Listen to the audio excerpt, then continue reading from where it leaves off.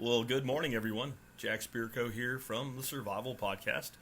And we're going to talk about politics today. And I'm stalling as I always do when I do live feeds to give folks time to see the little live thing pop up and come in. So if you're watching this after it's no longer live, when it's just being shared, you may want to just forward a minute in. I'll usually go about that long, but for those who don't know me, I've been doing a podcast, again, called the Survival Podcast. You can find out more about it at tspc.co. That's a little short domain you can put in your phone or your device, and you won't have to type the whole thing out. It's also at thesurvivalpodcast.com. And I think I'm up to episode 2701 today. Been doing it for 12 years. About 250,000 people a day download and listen to the episodes, so you might like it if you haven't. I see John Willis has joined us. John, here's your shout-out, brother. Thanks for the shirts you're always sending me. I fit them a lot better since I got on the keto train, and I think we've delayed long enough to get into today's topic. Again, we're talking about politics. Now, I want to be very clear where I stand on politics. I don't stand anywhere on politics. If you look at my hat right there, and you look at that, you'll see it says Spirko 2020, or Spirko Don't Vote for Me. We couldn't fit the 2020 in it. If you go to Spirko2020.com, you'll see that I actually am running for president this year with the campaign slogan, Don't Vote for Me. That sums up how I think about politics. So I want you to understand that everything that I tell you today, because a lot of you are going to lose your minds when I tell you this, especially if you're on the left, and a lot of you on the right are going to get really happy, and I'm going to tell you why you shouldn't before we're done as well. I am not rooting for anybody here. Imagine you've turned on the Weather Channel, and there's a great big swirling vortex of hatred out in the Atlantic Ocean, and it's coming toward the United States, and the weatherman tells you it's going to hit South Carolina. The weatherman doesn't hate South Carolina, and he's not rooting for Jacksonville, Florida to not get hit. He's just telling you, hey, look, this is what's going to happen. So a little prelude to this. Back in, I believe it was 2011 was the first time that I said Barack Obama would get reelected in a landslide, and that it would set the stage for a Republican strongman to show up and become president of the United States. And this would be a man that no one would ever expect to be president. He would come out of somewhere deep in left field that I had no idea who it would, but he would be very authoritarian, and he would be capable of getting things done that no other Republican would ever get done. I said that in 2011. It may have been 2010. The advantage of being a podcaster is everything you say is on record. It's a disadvantage as well. I'm doing this video to be on record in more than just my podcast, by the way. So my message to you today is not only will Donald Trump win re-election, the Democrats are going to help him win re-election. The Democrats do not want the White House. They do not want commanding control of the government this election cycle. They are deferring everything out to 2022 and 2024. And by the way, the first time that I said that was probably 2017 to 2018, somewhere in that range. And this has been very clear. It's like one of the greatest, telegraphed missed punches of all time. It's like that fight where somebody was paid off and they come back and you think you're going to, and then you see how slow that right is coming in, and you see the guy that's there just wait till the last second and then just go tap, and the other guy goes down. That's what's happening. And I want you to think about a Republican candidate like, say, John McCain. John McCain was a candidate that was a white flag candidate. We don't want it this year. Like, no one expected that. Like, if you thought John McCain was going to win, you're in that little basket of people that always support your side, and you happen to be on the right side of that, and you're just delusional. Like, no one with a brain expected that he would win that election. In fact, as soon as it became clear that he was going to be the nominee, it was like, oh, they gave up. For anybody like me that pays attention to history and patterns, it was like, oh, that's a surrender candidate. And that's what Joe Biden is. But Joe Biden is like an over-the-top surrender candidate, and I'll get to why it's much deeper than just his bumbling, fumbling incompetence, right? There was just a video out of Biden, and it was what made me want to go ahead and do this for you guys today. He's, completely confused about where he is again, and that's what everybody's focusing on. But his campaign slogan is what I instantly focused on. His new campaign slogan is Build Back Better. Build Back Better. That's up there with no malarkey. Now, Joe Biden is whatever Joe Biden is, and you can argue that he's not losing his mind or that he is, or what. I don't really care. But he is what he is. He's been the worst in history presidential candidate there's ever been, and I'm not talking about just this time. I'm talking about since the guy first ran for president in the 1980s. He has been a horrible candidate. If you wanted to pick the person with the greatest track record of screwing up running for the presidency, you'd pick Joe Biden. But let's put Joe himself on the shelf. Joe did not come up with Build Back Better. Joe did not come up with No Malarkey. Joe has not come up with all the stupid shit you're watching his campaign doing. He didn't come up with any of that. Really expensive talent who's actually good at what they do came up with really bad ideas. Why? Because they're supposed to. And you know, all these governors doing their lockdowns and everything, you think they're trying to make people miserable so Trump will lose? It's going to have the exact opposite effect. And there's a brain lock that if you're watching this and you are firmly implanted on the left or the right, you have that you cannot see. It's very difficult for you to understand. Okay? And I'm going to try to break it down so you'll understand it. You can be pissed at me. Again, I'm just a weather forecaster going, that swirling vortex of death is going to miss Jacksonville and hit South Carolina. That's all I am. All right. So, there are people, and it's the vast majority of people that have their voices being shrieked out on social media and in public. They are either in one camp or the other. They have chosen their side of the dichotomy. And here's the respect that I have for them. At least they're consistent with their bullshit. Like, the person I'm about to explain to you is the person that's like, I think I'll vote for George Bush Sr. this time. Oh, I think I'll vote for Bill Clinton this time. You know, Bill Clinton was all right, but I think I'm going to vote for George Jr. this time. Oh, I'm going to vote for Obama. Okay, that person is not consistent in their bullshit. But that's the jump ball. That's what everybody wants. That is the key. That person is the key to winning. At least you guys that are like completely entrenched on the left or the right, you're consistent in your bullshit. If Donald Trump, if they come out with a video of Donald Trump like machine gunning children, you're still going to vote for him because he's better than Biden. And if the day of the election Biden's rolling up in a wheelchair, drooling in a cup, you'll be like, he's still better than Trump. At least you're consistent with your bullshit. And here's the big thing for you guys. No one gives a flying shit about you. No one cares. You are useful idiots to the machine. When I say no one cares, I don't mean your mommy doesn't care. I don't mean your daddy doesn't care. I don't mean your friend on Facebook who thinks they can change your mind doesn't care. I mean the people that actually run this damn country, they don't give a shit about you. You are a known quantity. What's going on? People are like, Trump's playing 4D chess. No, none of the politicians are playing chess. The technocrats and the oligarchs are the ones playing chess, and they're not playing against each other. They're playing against you. And you, who have taken a side, you guys are the pawns. And I don't mean because they're the weakest piece. I mean because they consistently can only do one thing. So you're a known. They know exactly how you're going to behave. They know exactly what you're going to do. They know exactly how many of you there are. You can think of all the other pieces, the politicians, and the low-level oligarchs, and all the people that are fighting for control, the mafia family. They're like all the other pieces on the board. They have more power, they can do more things, but they still get moved around. The knight goes up and over, right? And the bishop does this, and the rook goes straight back and forth, right? And no matter how powerful the queen is, queen still is subject to the hand that moves the queen. And the queen can forfeit anytime she wants to, right?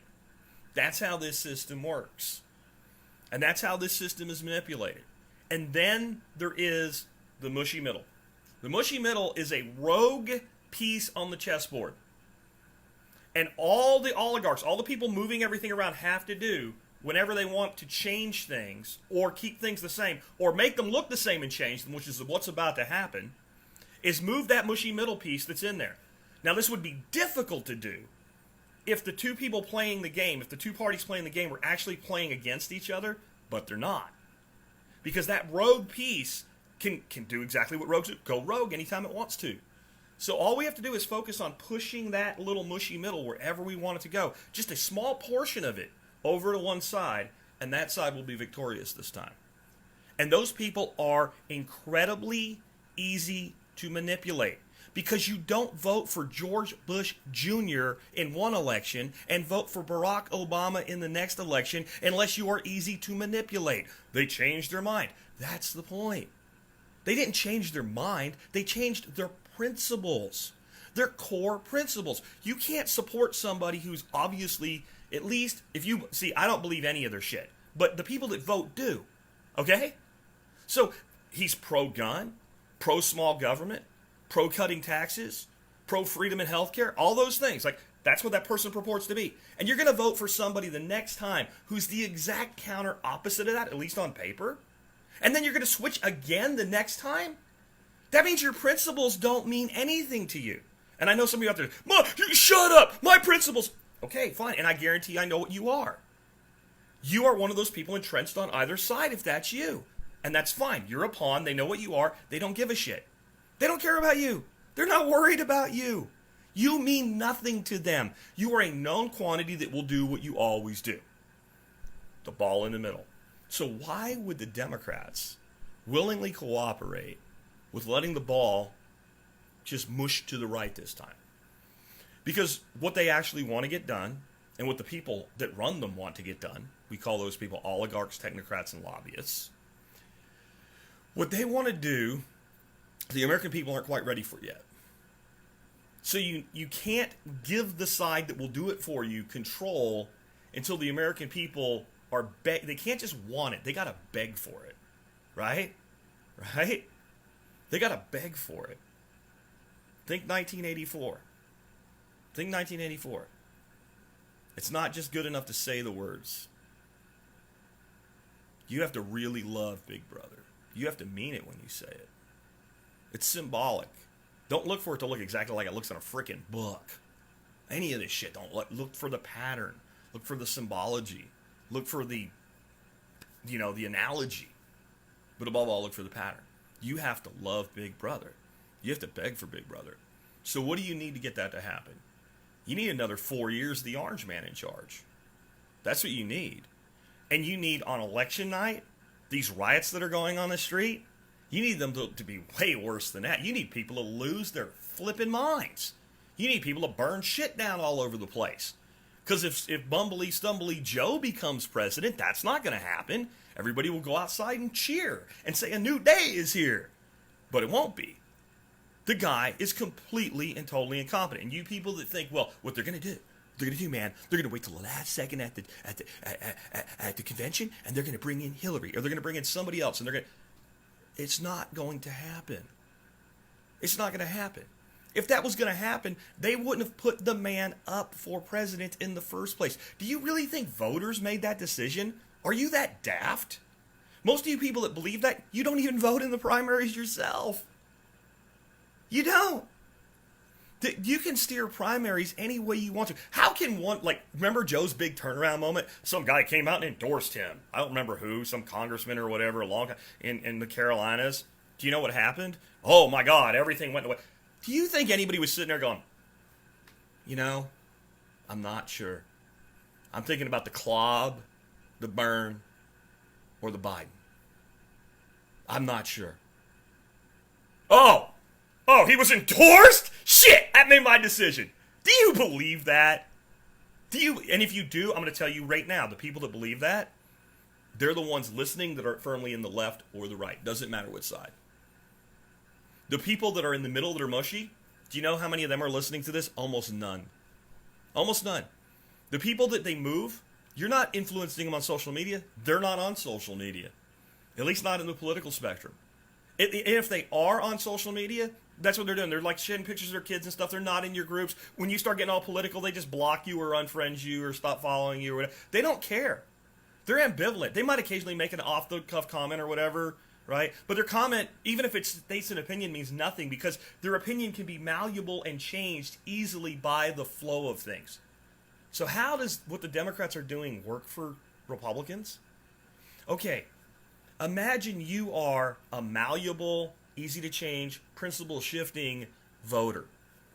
And you live near Chicago or Portland or Philadelphia or Minneapolis, especially in any of these swing states where, the election will be decided for that state's votes by a couple thousand, 10,000 voters, or maybe even 100,000, which is still very narrow. And what you're watching is your mayor, your governor, basically destroy your big cities. Destroy, and even though I don't have any love for any big city, and I think big cities are a mistake of humanity, most people don't feel that way. And even if they don't live in these big cities, they feel like they have pride in their big cities, right? People that lived, let's say, near a city like Minneapolis, but they don't live in Minneapolis. When they travel and somebody says, where you're from, they just say Minneapolis. Because they know when they say, Sheboyganville or whatever, no one will know where that is, but they know where Minneapolis is. And then they'll even say, but actually we live out, blah, blah, blah, blah. But they have pride. Now you're watching that, and whether he's good at what he's doing or not, again, I'm just forecasting where the hurricane's going. You see that the only person speaking up in defense of your city is the Orange Man. And remember, you're not you. You're Mr. Malleable Voter. You're the person that goes, this election, I'm going to completely do the opposite of what I did last election. None of you that are incensed at this, none of you that are convinced I'm wrong, are that person. And you have no ability to pull yourself out, most of you, and see through that person's eyes. You see through your eyes, and you're like, you're either the right-wing person that's like, you're a libtard, or you're the left-wing person that's like, you're a conservatard or whatever, right? You're a republicard.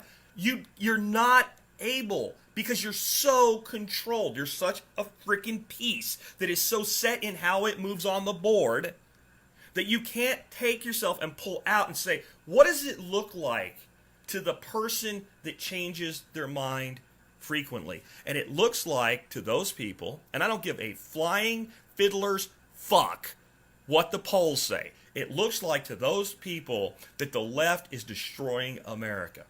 And it looks like Republicans, no matter how much they have to hold their nose to vote for them, are the only people that care. And even Elon Musk came out recently and tweeted the following: the left is losing the middle. That's what Elon Musk tweeted, not Jack Spirko. I did respond to Elon's tweet. And I said, Elon, bro, if you're just figuring this out now, that shit you smoked with Rogan must have been really good. Because this is how obvious this is. This has been, like, when you saw the clown show that the Democrats put up as candidates for president, the only person in that clown car that had any chance, and it was minuscule, of beating Donald Trump is the only person that everybody made sure didn't get the nomination. Bernie Sanders. Again, I'm not saying go burn. I'm not that guy, right? I don't give a shit about these mafia bastards. I don't want any of them running my country or telling me what to do or having power over my fellow citizens. But he's the only man that had any chance to win, and they made damn sure he didn't win in their nomination. Just start going through the list. Warren?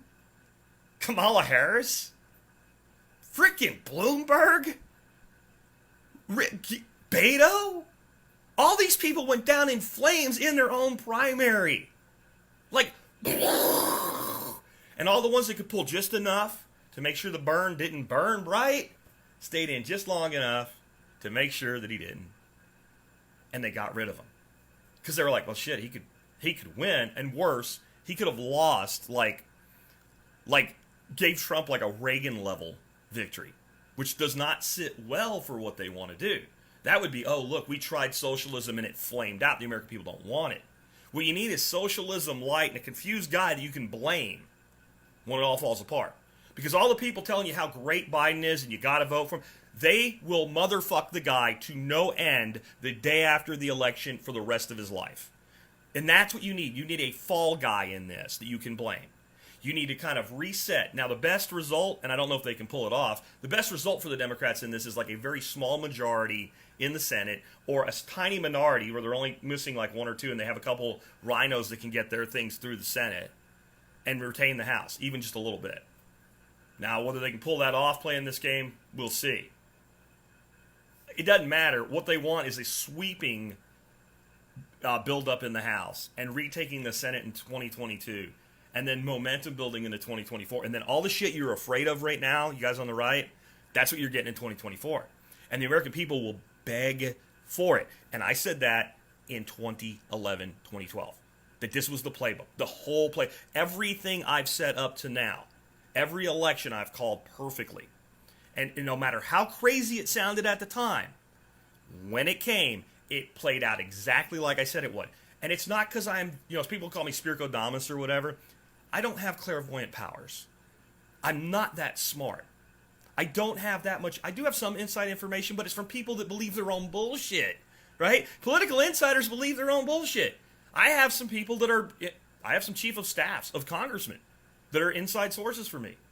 And they're going to probably be pissed if they happen to watch this, but they believe their own bullshit too. They believe they're fighting on their side. They don't understand how manipulated they are. I can only tell you this because I can simply look at history and read patterns. And you can do it too.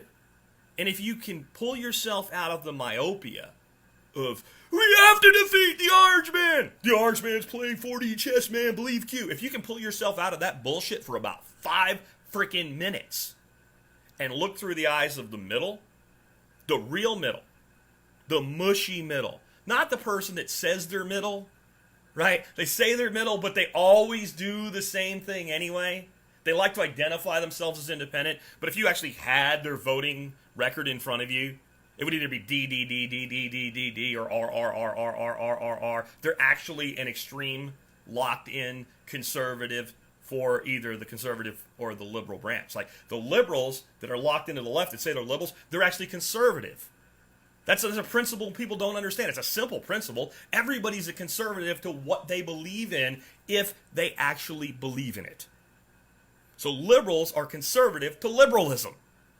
I know they don't teach you that in school. That probably is hurting your brain, but it's the truth. What you're looking at is the re-election of an Orange Man.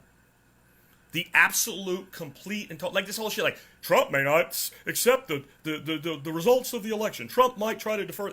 None of that shit's going to happen. Nobody knows. Like, you know, when Trump's even like, he'll throw shit out there that even sounds like he's thinking about maybe delaying the election or whatever. When somebody says they might do something that they absolutely do not have the power to do in any way, shape, or form, they only do it to troll, and they're only trolling because you're stupid enough to take the bait.